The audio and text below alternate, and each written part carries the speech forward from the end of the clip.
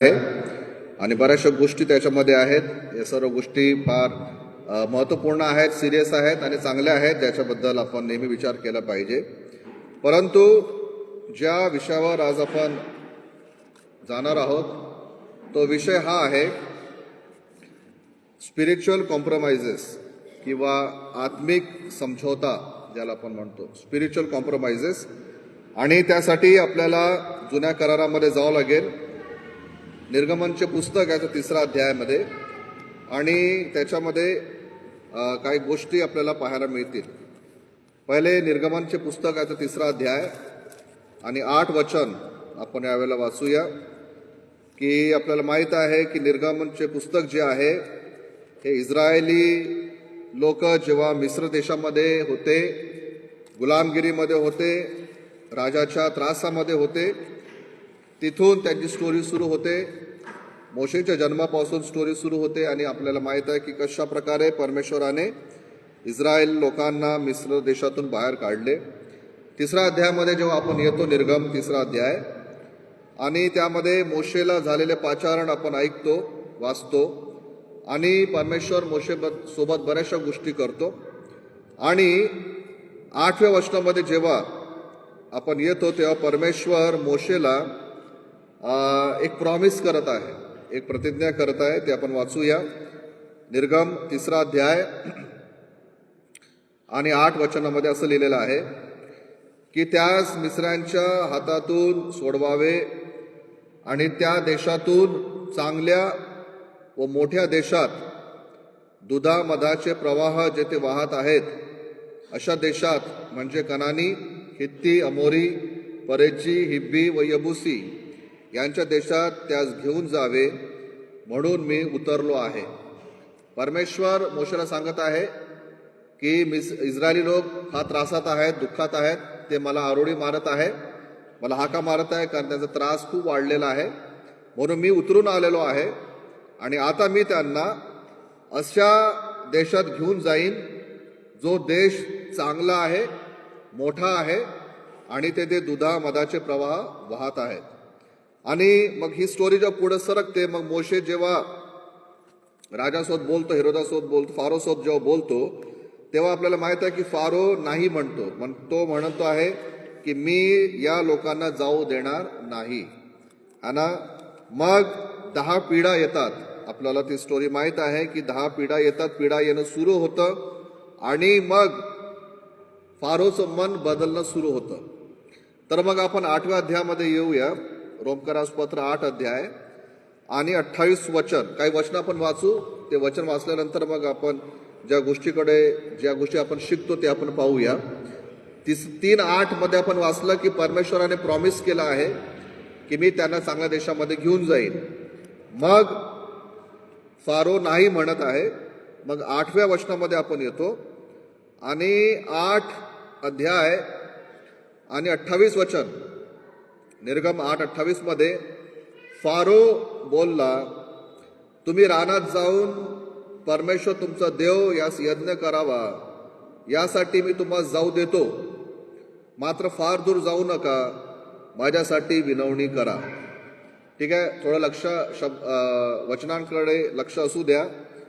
Pharaoh बोलला, मी तुम्हाला जाऊ देतो, तुम्ही जा, तुम्ही जाऊन यज्ञ करा. परंतु तिथे एक लाईन आहे, त्या लाईन तुम्ही अंडरलाईन करू शकता जर तुम्ही बायबल वापरता आहात. तर तिथं लिहिलं की मात्र फार दूर जाऊ नका. त्यानंतर 10व्या अध्यायामध्ये आपण येऊ. 10व्या अध्यायामध्ये जेव्हा टोळांची पिढा होते तेव्हा फारो पुन्हा एकदा बोलतो मोशे सोबत. असं म्हणतो की 10 अध्याय, निर्गम 10 अध्याय आणि 11 वचन, त्यामध्ये असं लिहिलं आहे की असे होणार नाही, तुम्ही पुरुषच जा आणि परमेश्वराची सेवा करा, कारण तुम्ही तरी हेच मागत आहात. मग त्यास फारो पुढून घालून दिले. दुसऱ्यांदा जेव्हा फारो म्हणतो की तुम्ही जा, तेव्हा तो एक वाक्य म्हणतो या ठिकाणी की तुम्ही पुरुषच जा आणि परमेश्वराची सेवा करा. त्यानंतर 10 अध्याय, त्याच अध्यायामध्ये जर 24 वचन आपण वाचतो तर 24 वचनामध्ये बघा फारो काय म्हणत आहे. मग फारो मोशेला बोलावून म्हणाला, तुम्ही जाऊन परमेश्वराची सेवा करा. तुमची शेरडे मेंढरे व गुरे ढोरे मात्र येथेच राहिली पाहिजेत. तुमच्या मुला बाळांनाही तुमच्या बरोबर घेऊन जा. ठीक आहे. तर स्टोरी अशी होत आहे, जर आपण याच्याकडे लक्ष दिलं ते हे इस्रायली लोक त्रासात आहेत. त्यांनी परमेश्वराला आरोळी मारली. परमेश्वराने प्रार्थना ऐकून मोशेला पाठवलं आणि मोशे त्यांच्यासाठी सुटका घेऊन आला. मग मोशे फारोला जाऊन भेटतो आणि म्हणतो की त्यांना जाऊ द्या, कारण ते जाऊन त्या पहाडावर परमेश्वराची भक्ती करतील. सुरुवातीला फारो नाही म्हणत आहे. तू म्हणतो की नाही नाही बिलकुल जायचं नाही. परंतु जेव्हा पिढा येतात त्यांच्यावर 10 पिढा, तेव्हा फारो त्यांना जाऊ देत आहे. परंतु जेव्हा तो जाऊ देत आहे तेव्हा तो कंडिशनली जाऊ देत आहे. काही शर्त आहेत, ह्यांना काही अटी आहेत. त्या अटींच्या आधारावर तो जाऊ देत आहे. आणि त्या ज्या अटी आहेत त्या अटींकडे आपण लक्ष देऊया. असं लिहिलेलं आहे 8:28 मध्ये म्हणतो तो की तुम्ही जा, परंतु जास्त दूर जाऊ नका. मिसर देशाच्या जवळ राहा. जा, परंतु जास्त दूर जाऊ नका. दुसऱ्यांदा तो काय म्हणतो, तुम्ही जा, परंतु तुमच्या बायका आणि तुमच्या लेकरांना इथंच राहू द्या. फक्त पुरुषच जा, बायकांना लेकरांना इथंच राहू द्या.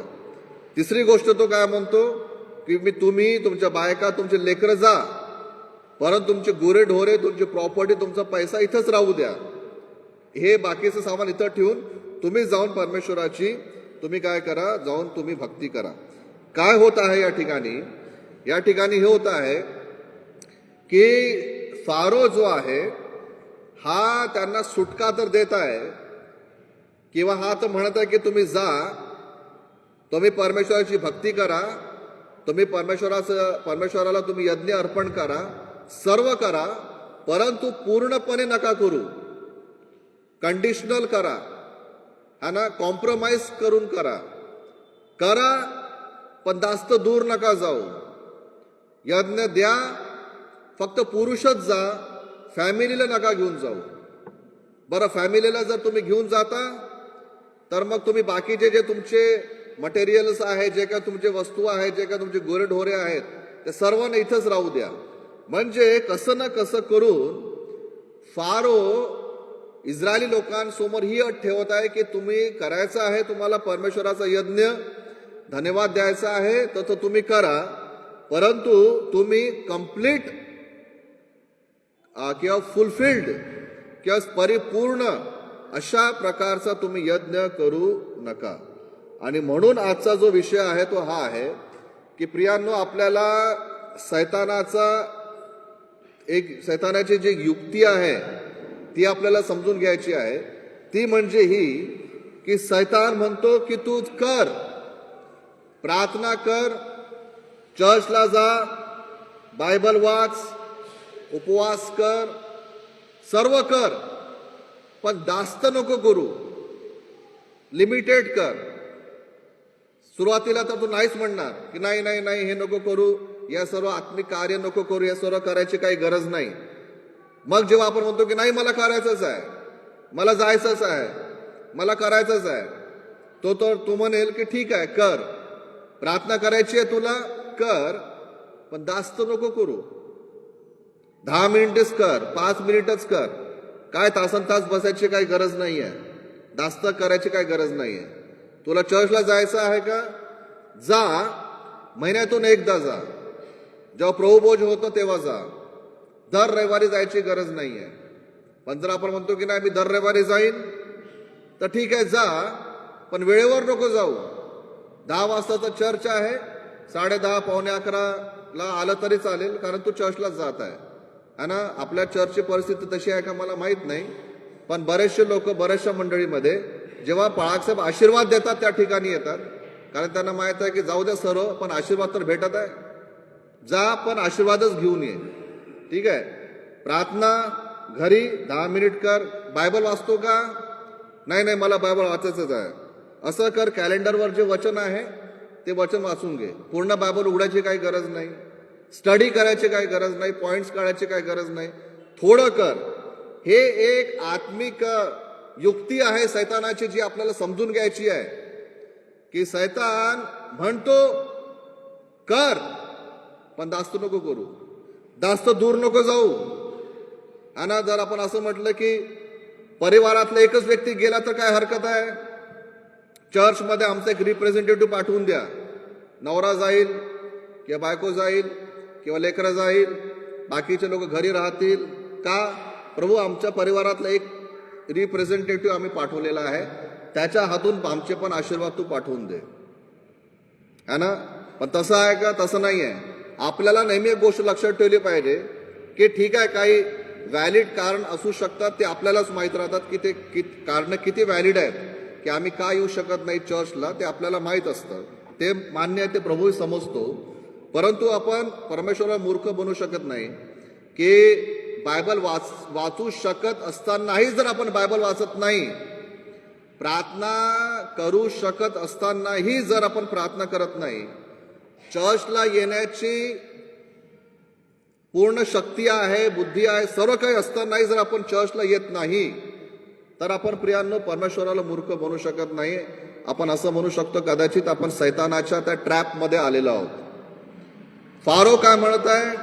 आधी तर म्हणत होता की नाही जायचं, मग नंतर काय म्हणतो? ठीक आहे जा, जास्त दूर नका जाऊ. सेम आज आपल्यासोबतही होत आहे.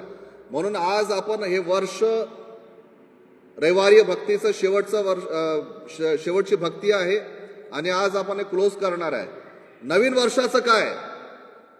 2026चं काय? तसंच कंटिन्यू करणार का?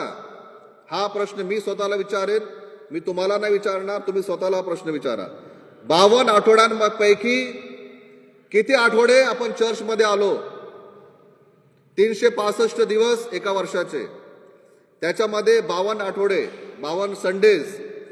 त्या 52 संडेज मधून किती संडेजला आपण चर्चमध्ये दिसलो? बरं, आठवड्यातून एकदा रविवार येतो, त्याच्यातून हार्डली 2 तासाची भक्ती असते. 10 ते 12 समजून चला, एक ॲव्हरेज. 10 ते 12 भक्तीमध्ये आपण जर 11 वाजता येतो तर 1 तास तसंच कॅन्सल झाला. मग त्या 1 तासामध्ये काही वेळ मोबाईल पाहण्यात जाईल, काही वेळ इकडचं तिकडचं पाहण्यात जाईल, आणि काही वेळ हा काय करत आहे, ती काय करत आहे, ह्याने काय घातलं, त्याने काय घातलं, हा आता दिसून राहिला, या सगळ्या विचारांमध्ये राहतो. मग त्याच्यामध्ये 15 मिनिटं गेले. मग अर्धा तास मुश्किलीने आपलं लक्ष प्रभूकडे लावत आहे. म्हणजे एका आठवड्यातून अर्धा तास फक्त आपण चर्चमध्ये लक्ष लावत आहे. एका महिन्यामध्ये फक्त किती? अर्धा 2 तास, है ना? एका महिन्यामध्ये चर्चमध्ये फक्त 2 तास. आणि जर 52 आठवडे जर आलो तर मल्टिप्लाइड बाय 2 तास. जर नाही आलो तर तुम्हीच कॅल्क्युलेट करा की आपण चर्चमध्ये किती वेळ देत आहे इमानदारीने. आणि मग कदाचित मग आपण म्हणतो की प्रभू माझ्या जीवनामध्ये त्रास काय? प्रियांनो, एक गोष्ट आहे, आपल्याला स्पिरिच्युअल लाईफमध्ये गंभीर होण्याची गरज आहे. जसं आपण बाकीचे आपले सर्व कामं गांभीर्याने करतो, आठवणीने करतो, धावत पळत करतो. सकाळ नाही पाहत, रात्र नाही पाहत, थंडी नाही पाहत, ऊन नाही पाहत, पाऊस नाही पाहत, काही नाही पाहत. आणि ते सर्व आपल्याला करायचं आहे. विशेष करून आपण जेव्हा जॉब करतो तेव्हा आपण फार सिरियसली जॉब करतो, नाही का? समजा मी नाही गेलो, इच्छा नाही राहत कधी कधी, तरी पण आपण जातो. का? कारण समजा मी गेलो नाही माझ्या नोकरीला तर कदाचित माझा पैसा कापण्यात येईल, है ना? मला एका दिवसाचं सॅलरी कट करण्यात येईल आणि त्या एका दिवसाची सॅलरी आपण मिस करू नाही इच्छित, है ना? आपल्याला इच्छा नाही होत. जर ह्याच प्रिन्सिपलवर जर प्रभू चालू लागला, तो चालत नाही, परंतु जर याच प्रिन्सिपलवर प्रभू चालत आहे, जितके रविवार चर्चमध्ये दिसणार तितकेच आशीर्वाद तुम्हाला मिळणार. जितके रविवार तुम्ही ॲब्सेंट तितके तुमचे आशीर्वादही कट. तर बघा चर्च भरून जाईल. नाही भरणार का? है ना?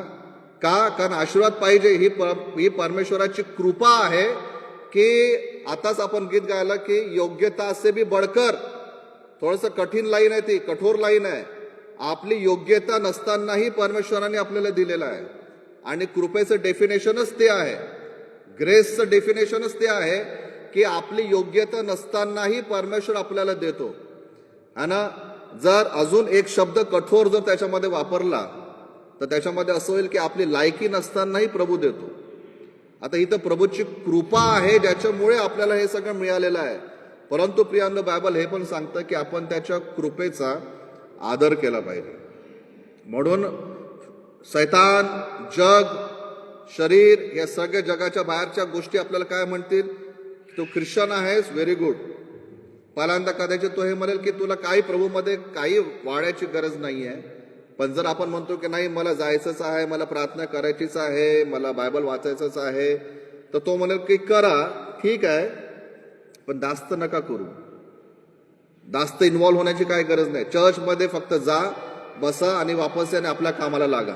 परंतु परमेश्वर हे म्हणतो की नाही, मला तुझं 50% नाही पाहिजे. परमेश्वराला आपलं 50% लाईफ नाही पाहिजे. परमेश्वराला आपला 75% नाही पाहिजे, 90% नाही पाहिजे, 95% नाही पाहिजे, 99% नाही पाहिजे, 99.99 नाही पाहिजे. परमेश्वराला आपल्याला 100% आपलं लाईफ पाहिजे. आपलं संपूर्ण जीवन तो म्हणतो की तुम्ही आपलं संपूर्ण जीवन तुम्ही माझ्याकडे समर्पित करा. शैतान आपल्याला हेच म्हणतो की ठीक आहे ना, तुला जीवन द्यायचं आहे प्रभूला, तू दे, जास्त नको देऊ, थोडंसं स्वतःकडे ठेव. आणि आजकाल ते बोलत येतं ना की मला माझा स्पेस पाहिजे, है ना, मुझे मेरा स्पेस होना जहाँ पर कोई भी एंट्री नहीं, किसी को भी एंट्री नहीं रहेगी. माँ बाप को नहीं, इसको नहीं, उसको नहीं, कोई नाही. परमेश्वर पण त्या स्पेसमध्ये नाही पाहिजे. मला माझं इंडिपेंडंट स्पेस पाहिजे आणि त्याच इंडिपेंडंट स्पेसमध्ये शैतान राहतो. कारण जे आपण स्वतःसाठी एक जागा बोलून ठेवली की तिथं कोणालाच एंट्री नाही, त्या एंट्रीमध्ये शैतानाने आपल्यासाठी नाश ठेवलेला आहे. म्हणून प्रियांनो, थोडंसं 26 मध्ये आपण थोडं गांभीर्याने आपलं आत्मिक जीवन घेण्याचा प्रयत्न करूया की बाकीच्या गोष्टी तर मला करायच्या आहेतच, त्याच्यापासून मी पळू शकत नाही. जबाबदाऱ्या भरपूर आहे, कामं भरपूर आहेत, खूप सारे कामं आहेत. परंतु त्याच्यामध्ये एक जर तीव्र इच्छा जर आपण आपल्या मनामध्ये ठेवली की नाही प्रभू, मला इतका वेळ बायबलमध्ये घालवायचा आहे, मला इतका वेळ प्रार्थनेमध्ये घालवायचा आहे, मी हमखास प्रयत्न करीन की 52 आठवडे मी चर्चमध्ये दिसेन. ठीक आहे, ठीक आहे, काय व्हॅलिड रिझन आहे ते परमेश्वर जाणतो. परंतु शक्य आहे तोवर मी चर्चमध्ये दिसणार म्हणजे दिसणार, हा निर्णय आपण घेतला पाहिजे. ठीक आहे. नागपूरमध्ये जेव्हा मी सेवा करत होतो तर काही साक्षी कशा यायच्या माहिती आहे का? जेव्हा साक्षीची वेळ राहायची तेव्हा अशा प्रकारे लोक साक्ष द्यायचे की मला रविवारची भक्तीमध्ये यायची खूप इच्छा होती, पण त्याच दिवशी आम्हाला फोन आला की पाहुणे येणार आहे. तर मग मी प्रार्थना केली की प्रभू, या पाहुण्यांना तू येऊ नको देऊ, त्यांना तू वाटलं सोमवारी पाठव पण रविवारी नको पाठवू. मग आम्ही प्रार्थना केली आणि परमेश्वराने प्रार्थना ऐकली. मग पाहुण्यांचा फोन आला की आम्ही आज नाही येत आहे, उद्या येत आहे. म्हणजे ज्यांना चर्चमध्ये जायचं आहे ते कशाही प्रकारे चर्चमध्ये येतील. नाहीतर कदाचित असं होईल की प्रभू, आमच्या घरी पाहुणे आले होते म्हणून मी नाही आलो, कारण ते बिचारे कसे बसून राहतील. तर जो व्यक्ती सिरियस आहे ना त्याला परमेश्वर बरोबर मदत करतो. काही साक्षी अशा राहायच्या की मी घरून निघालो, ऑटो मिळत नव्हता, बसही निघून गेली, माझ्या घरी कोणी नाही की जे मला चर्चपर्यंत सोडून देतील. मग मी रस्त्यावरच उभं राहून प्रार्थना केली की प्रभू, मला चर्चला जायचं आहे, उशीर होत आहे, कोणाला तरी पाठव. मग अचानक एक ऑटो आला आणि त्या ऑटोवाल्याने विचारलं की तुम्ही कुठे चालले? चर्चला चालले. अरे मी पण विश्वासी आहे, चला कोणत्या चर्चला चाललं? मग तो व्यक्ती ऑटो त्या व्यक्तीला चर्चला घेऊन जात आहे. म्हणजे जो व्यक्ती चर्चसाठी, प्रार्थनेसाठी, वचनांसाठी सिरियस आहे परमेश्वर स्वतः त्याला त्यासाठी मदत करतो प्रियांनो. परंतु जो व्यक्ती जाणून बुजून जाऊ द्या ना, काय फरक पडतो, आहे पुढचा रविवार, आहे उद्या, आहे संध्याकाळ, नंतर करीन, नंतर बसीन, आहे ना, काय मरत आहे का मी आता, असं तसं, तर तेव्हा त्या व्यक्ती मला असं वाटतं की येशू ख्रिस्त पण येईल ना त्याला बोलवायला, तो जाणार नाही. आणि तू म्हणाल की थांबा थांबा प्रभू, मला थोडंसं काम आहे, मी नंतर येतो, आहे की नाही. म्हणून प्रियांनो आपल्याला सिरियस व्हायची आपल्याला गरज आहे. मला पण सिरियस व्हायची गरज आहे ॲज अ पाळक. मलाही माझं प्रार्थनेचं लाईफ बनवून ठेवायचं आहे, मलाही प्रार्थना वचन करायचं आहे, त्याच प्रकारे आपल्यालाही करायचं आहे. कारण परमेश्वर आपल्यापासून 100% सबमिशन, 100% डेडिकेशन तो आपल्याला मागतो. या गैरसमजमध्ये आपण राहू नये की मी थोडंसं केलं तर प्रभूला स्वीकार झालंय. कारण आपल्याला माहित आहे पहिला शमूएल 15 अध्यायामध्ये शाऊल राजा होता आणि ती स्टोरी आपल्याला माहित आहे की जेव्हा शमूएलला येण्यासाठी वेळ झाली तेव्हा शाऊलाने स्वतःच बली केले आणि चांगले गुरेढोरे वाचून ठेवले, अशक्त गुरेढोरे मारले. आणि मग शमूएल येतो, मग त्यासोबत बोलतो की तो काय केलेलं आहे, की हे आवाज कसा काय येत आहे. तो म्हणतो की मी हे सर्व परमेश्वराच्या यज्ञासाठी जपून ठेवले आहे. परंतु शमूएल म्हणतो की परमेश्वराने तर तुला आज्ञा दिली होती की कोणालाही जिवंत ठेवायचं नाही, मग तू त्यांना का नाही मारलं. तर तेव्हा शाऊल म्हणतो की नाही, मी तर प्रभूसाठी केलेलं आहे. मग शमूएल त्याला हे उत्तर देतो की परमेश्वराला यज्ञापेक्षा आज्ञा पालन आवडतं आणि यज्ञापेक्षा सॅक्रिफाईसपेक्षा त्याला ओबिडियन्स आवडतं. त्या ठिकाणी शाऊलाने आज्ञा पालन केली होती, परंतु अर्धवट आज्ञा पालन केली होती. परमेश्वराने सांगितलं होतं की मारा, त्यांनी मारलं, परंतु स्वतःच्या मर्जीप्रमाणे, स्वतःच्या इच्छेप्रमाणे चांगले जनावर वाचून ठेवले, खराब जनावर मारले. म्हणजे ही ओबेड, त्याने आज्ञा पालन केली परंतु अर्धवट. परंतु त्याला हे म्हणण्यात आलं की तू प्रभूची आज्ञा का तोडली. याचा अर्थ काय, half obedience means no obedience. अर्ध आज्ञा पालन, अर्धवट आज्ञा पालन म्हणजे झिरो आज्ञा पालन. आपण हे नाही म्हणू शकत प्रभू 50% मी केलं, 50% माझ्यासाठी आहे. प्रभू म्हणेल की ते 50%ही मला मान्य नाही आहे. कारण शाऊलाने तर आज्ञा पालन केली होती पण अर्धवट केली होती प्रियानो. आणि म्हणून परमेश्वराला आपल्याला 100% देण्याची गरज आहे. आपण परमेश्वरावर आपल्या कंडिशन्सवर विश्वास नाही ठेवू शकत. आपल्या मर्जीवर, आपल्या शर्तांवर, आपल्या कंडिशन्सवर आपण प्रभूच्या मागे नाही चालू शकत. म्हणून बायबलमध्ये वारंवार एक गोष्ट परमेश्वराच्या दासांनी म्हटलेलं आहे की आम्ही स्वतःला मेलेलं समजतो.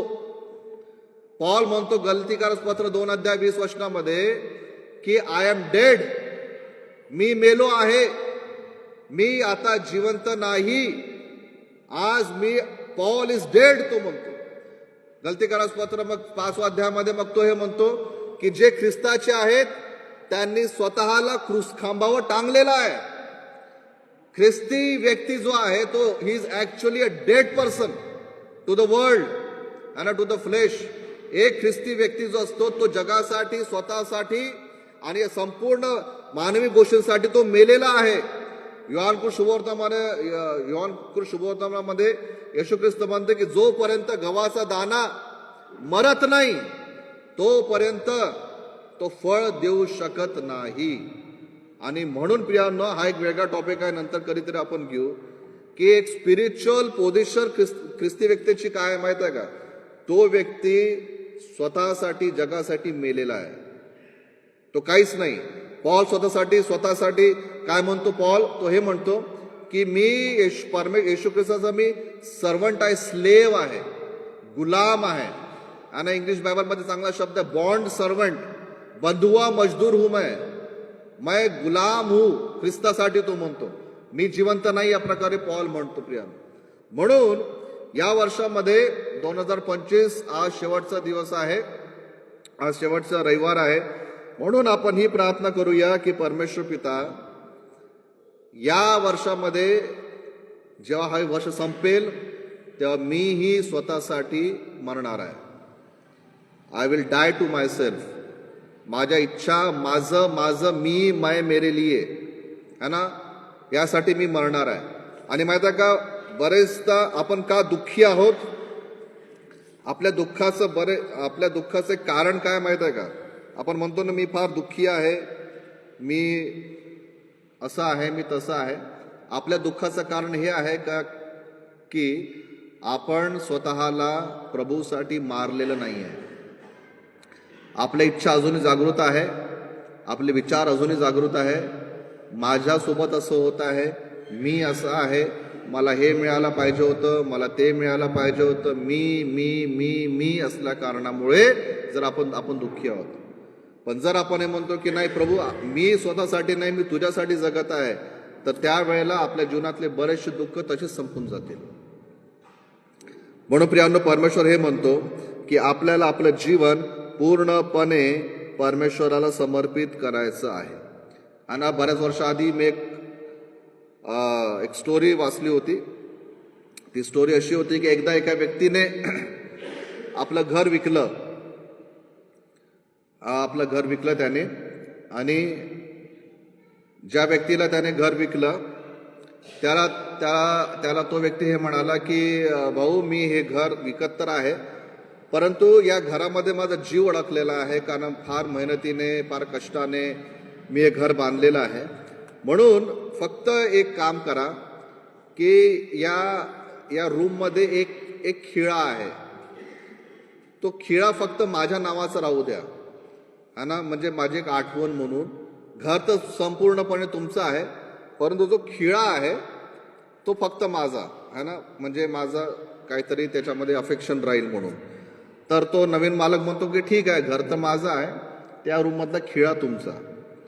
बरं, मग काही दिवसानंतर तो व्यक्ती वापस आला ज्याने घर विकलं होतं. तो म्हणाला की भाऊ, तो जो खिळा जो आहे ना, जो माझा आहे, त्याच्यावर ही माझी बॅग लटकवून द्या. ठीक आहे, आता खिळा तुमचाच आहे म्हणून त्याच्यावर ही बॅग लटकवून दिली. बरं, ठीक आहे, थँक्यू. काही दिवसानंतर पुन्हा परत आला. मग तो म्हणाला की भाऊ, तो जो खिळा आहे त्याच्यावर जी बॅग आहे ना, त्याच्या खाली माझी सुटकेस ठेवून द्या. बरं, ठीक आहे, तो खिळा पण आहे, बॅग पण तुमचीच आहे, त्याच्या खाली सुटकेस ठेवून दिली. असं करता करता एक दिवस असा आला की तो पूर्ण सामान घरात घेऊन आला आणि हा जो नवीन मालक होता ह्याला त्याने घरातून बाहेर काढलं.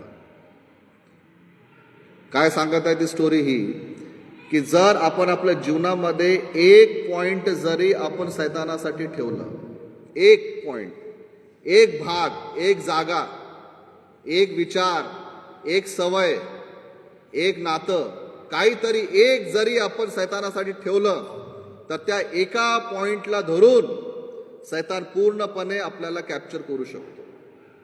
आपण असं म्हणतो की लहानशीच तर गोष्ट आहे, छोटंसं तर पाप आहे, छोटंसं तर हे आहे, काय फरक पडणार आहे, सगळेच करतात म्हणून मी पण करतो. एक पॉइंट तुम्ही सैतानाला द्या, पहा, हळूहळू तो पूर्ण तुमचं जीवन कॅप्चर करू शकतो. आणि म्हणून इफिस्कारास पत्र 4 अध्याय 27 वचनामध्ये असं लिहिलेलं आहे, शैतानाला वाव देऊ नका, है ना. हिंदीमध्ये लिहिलं आहे की शैतान को अवसर मत दो. इंग्लिशमध्ये लिहिलं आहे की do not give foothold to the devil. म्हणजे काय, फक्त तुम्ही शैतानाला एक पाय ठेवायची जागा द्या तुमच्या लाईफमध्ये, तो पूर्णपणे कॅप्चर करतो. योहान सुवर्तमान 13 अध्याय आणि 2 वचनामध्ये असं लिहिलेलं आहे की सैतानाने यहुदा इस्कारियोतीच्या मनात ही गोष्ट टाकली की येशूला पकडून द्यावे. योहान 13:2. फक्त तो बोलला यहुदा सोबत की येशूला पकडून दे. आणि योहान 13:27 मध्ये असं लिहिलेलं आहे की शैतान यहुदामध्ये घुसला. दुसऱ्या वचनामध्ये फक्त बोलला आणि 27 वचनामध्ये शैतान पूर्णपणे घुसला. का? कारण यहुदाने तो विचार त्याच्या जीवनामध्ये येऊ दिला होता. म्हणून प्रियांनो, शैतान, जग, पाप, शरीर हे आपले दुश्मन आहे. ठीक आहे, कोणी मनुष्य आपलं शत्रू नाही आहे, आणि कोणी व्यक्ती आपलं शत्रू नाही आहे. परमेश्वर आपला शत्रू नाही आहे, आपले घरातले लोक आपले शत्रू नाही आहे, आपले मंडळीचे लोक आपले शत्रू नाही आहे. आपला शत्रू आहे सैतान, जो आपल्याला फार हुशारीने कॉम्प्रोमाइजेस घेऊन येतो आणि तो हे म्हणतो की तू प्रभूमध्ये वाढ, पण दास्तू नको वाढू. तू सेवा कर, पण दास्त नको करू. प्रार्थना कर, जास्त करायची काही गरज नाही. थोडं थोडं कर, जास्त दूर जायची काही गरज नाही. परंतु परमेश्वर आपल्याकडून आपलं 100% प्रियांनो तो आपलं जीवन मागतो. आणि म्हणून आपण हा प्रयत्न करावा की प्रभू, मी माझं 90% देणार नाही, 99% देणार नाही, मी 100% तुला देईन. मग बरेचदा असं वाटतं ना की बाळासाहेब या सर्व गोष्टी बोलायला आणि ऐकायला चांगल्या आहेत, सोप्या आहेत, इझी आहेत. परंतु ज्या काळामध्ये आम्ही राहत आहोत त्या काळामध्ये इतकं स्पिरिच्युअल बनणं काही जमत नाही. बरेचदा मलाही लोकांनी बरेचदा सजेशन हेच दिलेलं आहे की जास्त बोलायची काही गरज नाही आहे. परंतु हे बघा, योसेफ जुन्या करारामध्ये राजाच्या नंतरचा व्यक्ती होता. हायली प्लेस्ड गव्हर्नमेंट ऑफिसर होता योसेफ. त्याची स्टोरी माहिती आहे, तो कुठून सुरू झाला, कुठे जाऊन पोहोचला. किंवा असं म्हणता येईल की तो प्राईम मिनिस्टर होता, त्याचं पद नाही लिहिलेलं आहे, पण योसेफ was highly placed government officer. ठीक आहे. दानियल हा पण राजाच्या सोबत राहणारा एक गव्हर्नमेंट ऑफिसर होता. डायरेक्ट राजासोबत त्यांचे कनेक्शन्स होते. दावीद स्वतः राजा होता. एस्तेर ही राणी होती. बायबलमध्ये बरेचसे लोक आहेत जे ऑफिशियली फार हायली प्लेस्ड होते. गव्हर्नमेंटची जबाबदारी त्यांच्यावर होत्या आणि जे राजाच्या अंडर ते होते, तसं उदाहरणार्थ योसेफ, दानियल, एस्तेर, हे लोक जे होते, ह्यांचे जे राजे होते, हे यहोवा परमेश्वराला मानणारे नव्हते. ते अन्य जाती राजांच्या हाताखाली होते. परंतु योसेफाने, दानियलाने, दाविदाने, दावीद तर स्वतः राजा होता, यांनी आपलं जे स्पिरिच्युअल लाईफ होतं परमेश्वराप्रती ते कमी कधीच होऊ दिलं नाही. दानियलाला का पकडण्यात आलं आपल्याला माहित आहे. दानियलाला का वाघांच्या समोर टाकण्यात आलं, लॉयनच्या समोर टाकण्यात आलं? कारण तो आपल्या आपल्या रोजच्या प्रॅक्टिस प्रमाणे तो 3दा प्रार्थना करतच होता. त्याने स्पिरिच्युअली कॉम्प्रोमाइज केलं नाही. प्रियांनो, प्रॅक्टिकली मला नाही माहीत, परंतु बायबल तर आपल्याला हे निश्चित सांगतं की तुम्ही कितीही टॉप मोस्ट पोझिशनवर असा, त्या ठिकाणी सुद्धा तुम्ही तुमचं स्पिरिच्युअल लाईफ मेंटेन करू शकता. त्या टॉप मोस्ट पोझिशनवर सुद्धा आपल्याला काही हे नाही आहे, रिझन नाही, आपल्याकडे काही कारण नाही सांगण्यासाठी प्रभू मी कसं करू. प्रभू आपल्याला हे म्हणेल की योसेफाने केलं होतं. प्रभू म्हणेल आपल्याला की दानियलने केलं होतं, दाविदाने केलं होतं, एस्तेरने पण केलं होतं, तुम्ही पण करू शकले असता. म्हणून आपण कॉम्प्रोमाइज मध्ये नाही जाऊ शकत. आपण आपलं स्पिरिच्युअल लाईफ जे आहे त्याला आपण मेंटेन करून ठेवलंच पाहिजे. आणि परमेश्वर आपल्याला जरूर, जेव्हा आपण त्या प्रकार निर्णय घेऊ, तर त्या प्रकारचं आत्मिक जीवन बनवून ठेवण्यासाठी परमेश्वर आपल्याला निश्चित कृपा सुद्धा पुरविल. आपल्याला परमेश्वर स्वतः मदत करील की ठीक आहे, तू या पदावर असताना सुद्धा आपलं आत्मिक जीवन बनवून ठेवत आहे, मी स्वतः तुला माझी कृपा, माझं सामर्थ्य पुरवतो की या सर्व जबाबदाऱ्या पार पाडत असतानाही तू हे कार्य पूर्ण करू शकतो. बऱ्याच वर्षाआधी रॉबर्ट कन्व्हिल म्हणून एक प्रचारक नागपूरला आले होते. बिली ग्राहम इव्हॅन्जलिस्टिक असोसिएशन सोबत ते असोसिएट इव्हॅन्जलिस्ट होते की आहेत मला माहीत नाही सध्या, परंतु नागपूरला त्यांची मीटिंग झाली होती. तर रॉबर्ट कन्व्हिलने आपल्या वडिलांचं एक उदाहरण सांगितलं होतं की जेव्हा रॉबर्ट कन्व्हिलचे वडील ख्रिश्चन होते आणि एका रविवारी पंडित नेहरूंनी त्यांना बोलवलं. पंडित नेहरू तेव्हा प्राईम मिनिस्टर होते. रॉबर्ट कन्व्हिलचे वडील हे म्हणाले होते की सर सॉरी मी रविवारी नाही येऊ शकणार कारण मी चर्चला जातो. पंडित नेहरूंनी ती गोष्ट समजून घेतली म्हणून त्यांनी पण काही त्यांना म्हटलं नाही, कारण पंडित नेहरूंना हिस्ट्री माहीत होती.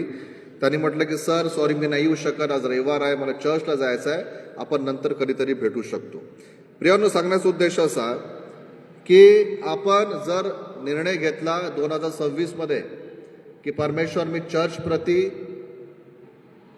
वेळेवर येण्याप्रती, personal life, personal Bible study, personal प्रार्थना, पर्सनल प्रार्थनामय जीवन यासाठी प्रभू मी कॉम्प्रोमाइज करणार नाही. जरी सैतान मला म्हणेल की जास्त पुढं नको जाऊ, हे नको करू, ते नको करू, तरी पण प्रभू नाही, मला करायचं आहे म्हणजे करायचं आहे.